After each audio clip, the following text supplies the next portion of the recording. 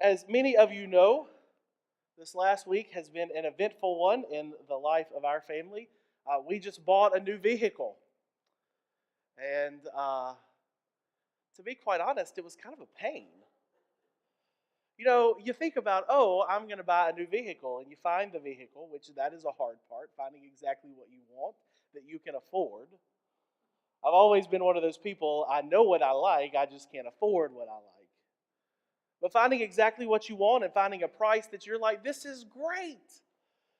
And so we found the vehicle that we were looking for, and it was great, and it was an amazing price.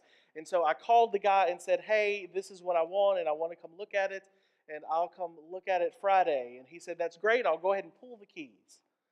And so then I took off and went to the bank and said, hey, we're fixing to buy a new vehicle, and I'm thinking I need around X amount of dollars.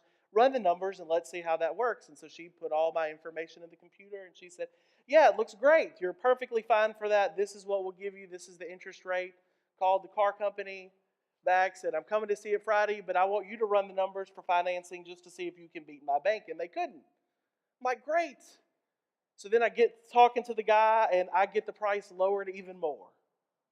Not because of anything gift I have, because I'm horrible at that kind of haggling, but just because other folks were looking out for me. And so I'm like, great, so call the bank back. I'm not even going to need that much money. It's going to be wonderful. Hang up, I'm all excited. This is Wednesday. Call Heather, guess what? We're buying a new car. She's like, oh, great, thanks for sharing. So then I get a call Wednesday afternoon, sitting at the house, and it's from the guy at the car dealership, and he's like, Mr. Harper, we have a problem. He says, we have had this car on our lot for 85 days, and you're the first person who's called, but I have a man sitting here looking at it right now. And so I need to know how serious you are. And I said, I'm serious. You tell me what I need to do in order to make this happen. Now, mind you, I have not actually laid eyes on the vehicle at this point, but here's the problem I run into. I like to win. And it looks great on paper. And it's amazing, and I want to win. And I'm like, you just tell me what I need to do. Here's my credit card number. Let's just go ahead and put a down payment on this because it's mine.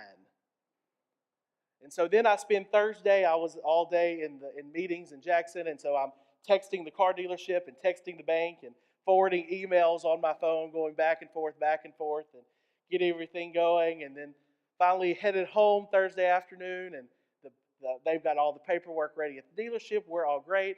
Call the lady at the bank, and she's like, well, I know you're asking for less money than you were pre-approved for, but we aren't quite sure that the vehicle's worth that. And so we've made a counter offer with your loan. Now, I'm brand new to this loan business, and I didn't know they could do that. I didn't know I was like haggling with them. Like, I'm making you an offer of how much money I'd like to have, and they make me an offer of this is how much money we'll let you have. And I'm like, what do you mean? And so it was $1,000 difference. I'm like, seriously. I have been banking with you since the beginning of time, so then I launch into the righteous indignation that only comes when you feel that you are a Christian who's being mistreated. And so I launched into it, and I admit it, God is my witness. I played the preacher card on that woman, and I threw it all at. She's like, it's okay, we're going to make this happen. And so sure enough, Friday we went over there, signed all the paperwork, got the check, went and picked up the vehicle. Thank you, Jesus, who looks out for stupid folks, because it was everything that it was promised on paper and has been wonderful. But it was such a complicated process. And part of the thing when I really reflected on it that bothered me the most in the whole transaction was I didn't feel like anybody trusted me. Like the car dealership didn't trust that when I said I want the vehicle, I'm coming Friday, that I didn't mean it. That the bank didn't trust that I was going to worthy of having X amount of dollars, that I wasn't going to pay it back. That's really what bothered me, is I didn't feel like anybody trusted me in all this. And I like to think I'm a pretty trustworthy person. Especially if you'd heard everything that I told the woman on the bank of all the reasons I'm a trustworthy person. And it reminded me of, I remember one time I was probably Ben's age. It was right before my grandfather passed away. And I went with my granddaddy to buy a pickup. And he went to the dealership there in Indianola, and he looked around, and he talked to the guy, and he said what he was wanted, and the man said it'll cost this much, and my granddaddy said, well, I'm only going to pay you this much, and they haggled back and forth, and they talked about the cotton crop for a little while, and then finally they reached an agreement, and my granddaddy shook hands with the man, and he said, I will bring you the money on Monday. And this was on a Friday, and then my granddaddy and I got in this brand new truck without signing anything and drove back to his house. And then sure enough, on Monday, my granddaddy drove back in that brand new truck, and he handed the man the cash. And because the man trusted him. My granddaddy said, I will pay you this amount of money. And so the man said, sure, I believe that. And he let him drive away in the brand new truck without signing anything, without asking for anything, without any kind of collateral, without any kind of background checks and credit checks and FICO scores and everything else. It was a handshake because there was a level of trust. Because the car dealer there believed that when my grandfather said, I'm going to do this, that he was going to do this. It was a different time. Because now we live in a world where a lot of people say things that they don't mean. And the fact is, we live in a world where a lot of people say things that they know they don't mean. I want to believe that by about 80% of my Facebook friends when they get stupid online. And when they're saying things that are just absolutely ridiculous. And I want to believe you don't really mean that. You don't really believe that. You're just kind of saying that because you think that's what your friends want to hear. Or you're just saying that because you think it's funny. Or you're just saying it because you're seeking some kind of reaction. It's not what you're saying. It's not really what you mean. But then there are also times where we say something with every intent, but something happens and we just don't make it happen.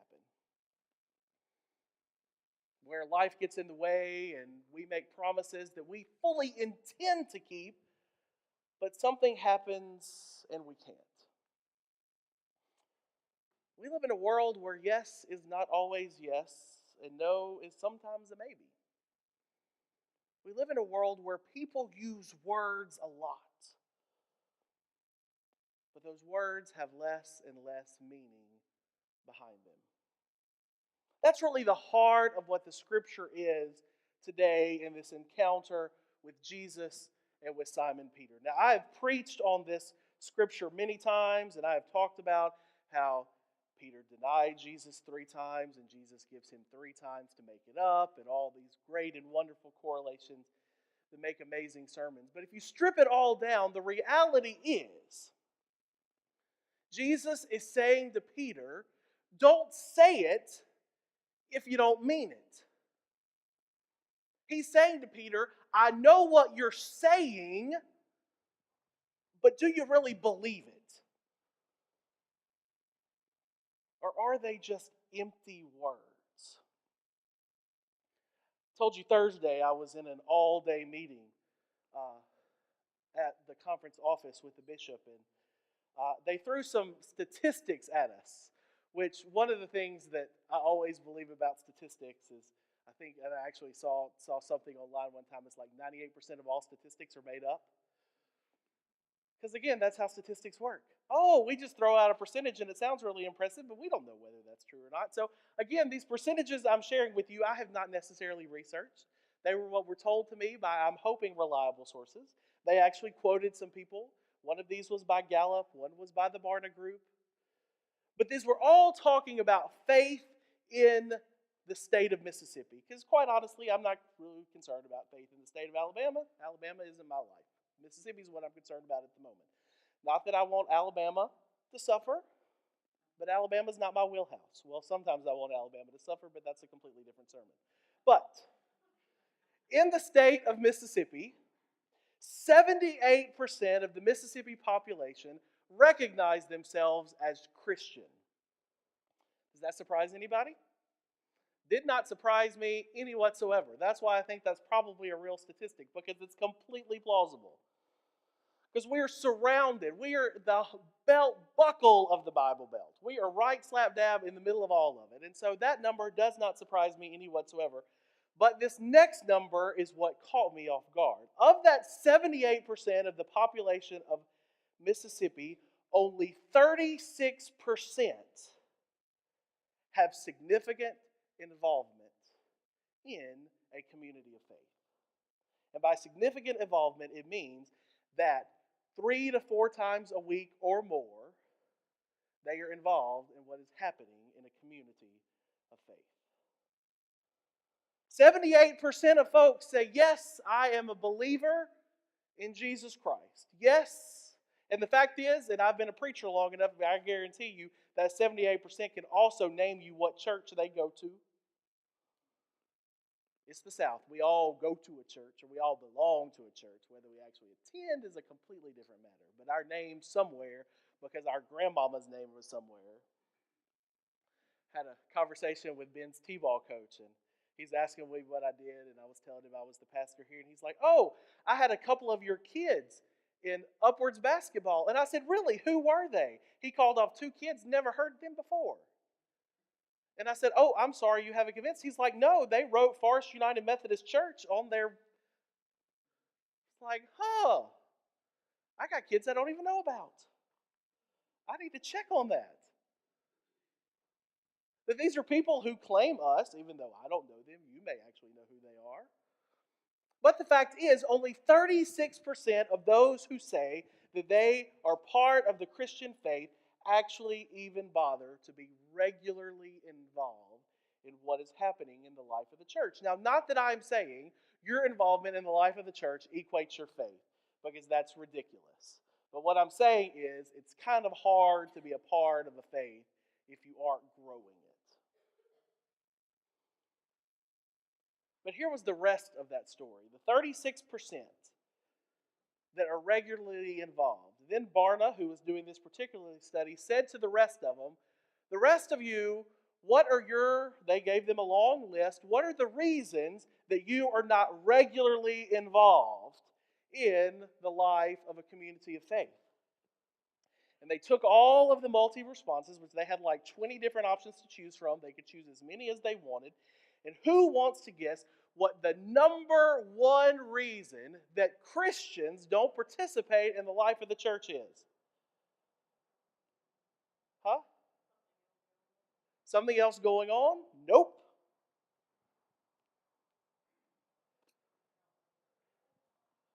Anybody? The number one reason the church is full of hypocrites. Now, of course, every time I hear somebody say that, I have to chuckle to myself because I'm like, really? This is kind of a pot and kettle association here. And a lot of times people have said, well, the reason I don't come to that church is because it's full of hypocrites. And I'm like, you're right, it is. Where else do you think the hypocrites ought to be? But the number one reason that people who identify as a part of a faith, but who really believe that the church has no part in that, is because it's somewhere along the line they learned the church says a lot of stuff that it doesn't mean. We have all the answers. Just like children's sermon, there's a 98% chance if you just yell out Jesus, you got the right answer to whatever the question is. We know the answers. We know the things we're supposed to say. But the fact is, we as the faithful suffer from the same condition that Jesus was schooling Peter on. There is often a huge discrepancy between what we say we believe, what we say we value, and whether or not we live a life that reflects that.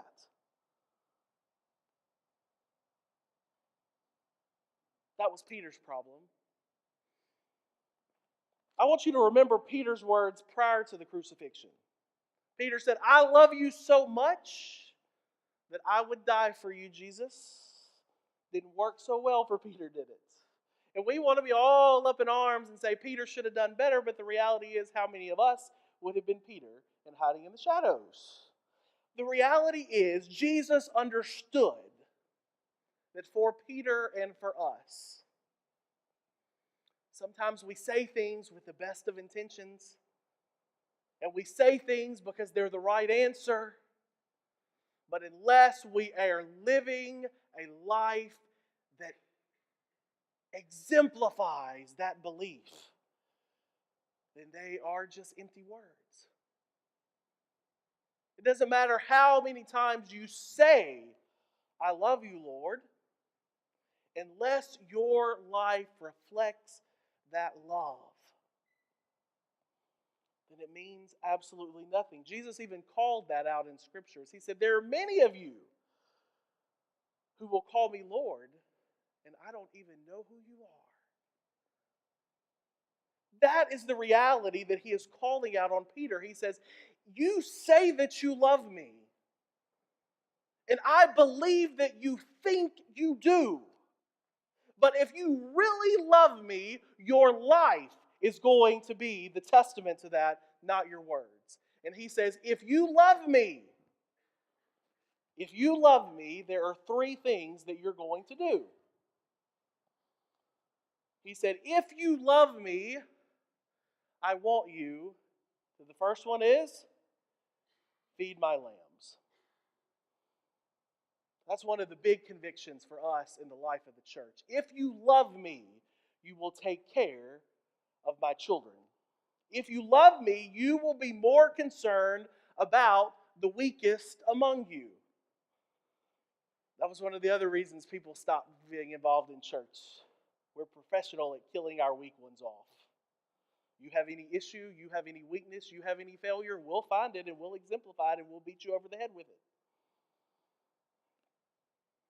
But he said, if you really love me, the first way you live that love is you take care of the people who cannot take care of themselves. The least, the last, the lost, that's usually the terminology that we use. But here specifically, he's talking about the smallest among us. And I believe for us, that's a conviction on the way that we love our children and our young people. If we truly love Jesus, then we will be concerned about feeding the children. And I'm not just talking about physically. I'm talking about emotionally and spiritually. They will be our priority. That's what you asked for when I showed up almost 2 years ago. You as a church said to the district superintendent, we want to make children and youth a priority, and we need a preacher who can help us do that. And there are many ways that during our almost 2 years together that you have stepped up and you have done just that. But don't sit back on your laurels and think you've done enough, because you haven't. Because here's one of the realities that I often complain about children. Just one of them. I complain a lot about children. But here's one of the ones. Children always want to eat. Has anybody experienced that? Children always want to eat. Always. Every moment of every day they have to be fed. And that's just groceries.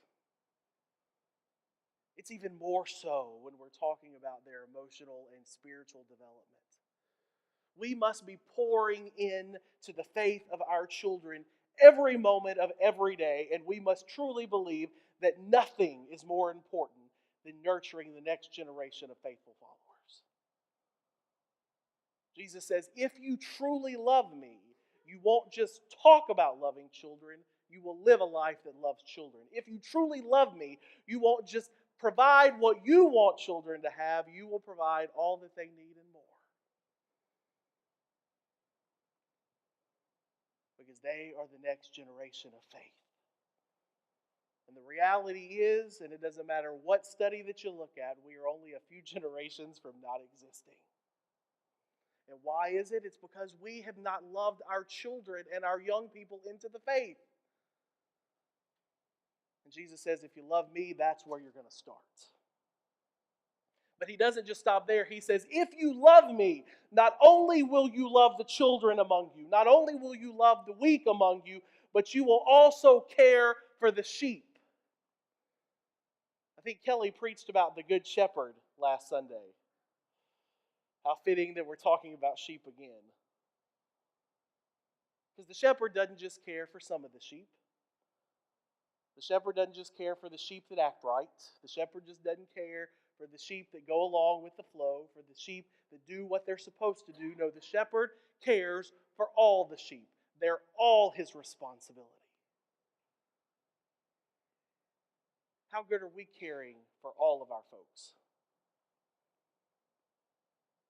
How good are we at reaching out when our people are in need?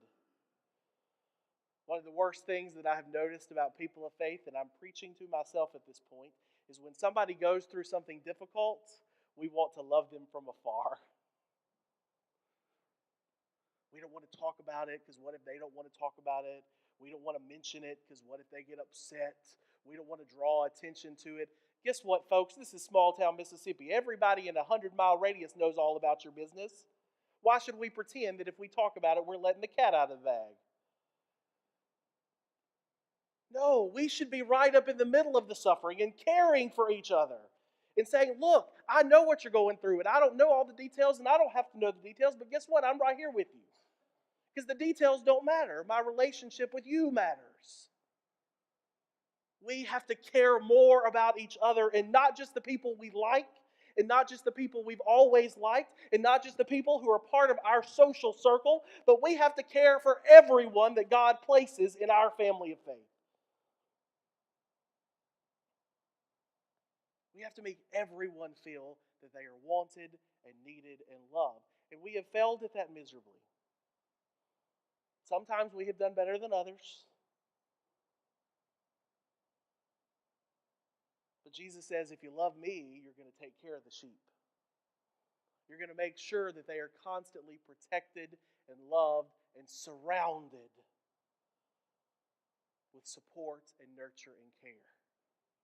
And then Jesus looks at him again and he says, do you love me? And right now his feelings are hurt. And he says, yes, I love you.